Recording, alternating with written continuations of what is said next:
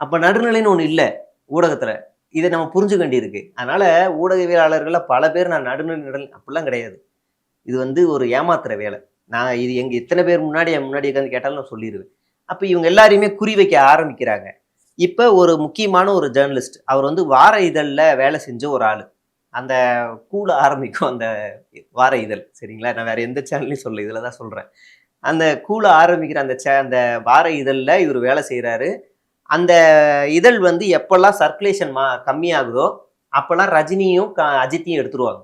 டக்குன்னு அட்ட பக்கத்துல வச்சுருவாங்க. சூப்பர் ஸ்டார் சொன்ன ட்விஸ்ட், சூப்பர் ஸ்டாரின் அடுத்த அப்டேட், அஜித்தின் அடுத்த மூவ் அப்படின்னு போட்டு அந்த சர்க்குலேஷனை விற்க ஆரம்பிச்சுருவாங்க. இந்த ஊடகத்தோட அந்த ஓனர் எம்டி என்ன செஞ்சிடறாருன்னா, இந்த பண்டிகை இந்த அடுத்த சூப்பர் ஸ்டார் விஜய் தான் அறிவிக்கிற அந்த ஈவெண்ட்டை ஒரு பெரிய பிரம்மாண்டமா ஏற்பாடு செஞ்சாங்க. அது எல்லாத்தையும் கேன்சல் பண்ணிட்டாங்க.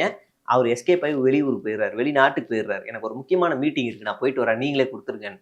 கடைசியில் அந்த ஈவெண்ட் எங்க நடக்குதுன்னா, இந்த மாதிரி ஒரு ஒரு ஸ்டுடியோவில் நடக்குது. சின்ன ஸ்டுடியோவில் உள்ள போறது விஜய், பிரியா ஆனந்த், அந்த தலைவா படத்தில் நடிச்ச ஒரு ஹீரோயின், ஒரு மார்வாடி கேரக்டர்ல நடிச்ச ஒரு ஹீரோயின். 3 பேர் போய் சத்தம் இல்லாம நீங்க தான் அடுத்த சூப்பர் ஸ்டார் அவங்க கொடுத்தாங்க. அதுவும் யார் உள்ள ஒர்க் பண்ற எம்ப்ளாயிஸ் கொடுக்குறாங்க. இவரும் சிரிச்சுக்கிட்டே வாங்கிட்டு சத்தம் இல்லாம போயிட்டாரு. இப்படி ஒரு வேலையை பார்த்தாங்க. இதை இவர் வந்து யூடியூப்ல எக்ஸ்போஸ் பண்றாரு. இப்ப நடந்த சம்பவம் எல்லாத்தையும். வாய்ஸ் ஆஃப் காமன்ல இருந்து ஃபோன் வருது. அந்த வீடியோ நீக்குங்க, சர்க்குலேஷன் கம்மி ஆகுங்கிறாங்க. இப்போ நீங்க ஒன்று புரிஞ்சுக்கோங்க, இவர் ஒரு தனி சேனல் யூடியூப் வச்சிருக்காரு. வாய்ஸ் ஆஃப் காமன் விஜய்க்காக வேலை செய்யற ஒரு தேர்தல் கம்பெனி, ஆதவர்ஜுனா டீம். இந்த இந்த கூல ஆரம்பிக்கிற வார இதழ் வந்து தனி. அவங்களோட சர்க்குலேஷன் கம்மியாகுதுன்னா உனக்கு என்ன அக்கறை? விஜய் பத்தி தப்பா பேசினாதான்ப்பா நீ வந்து பேசணும். அவங்க சர்க்குலேஷன் கம்மியான உனக்கு என்ன அக்கறைன்னு இவர் திரும்ப கேட்கிறாரு.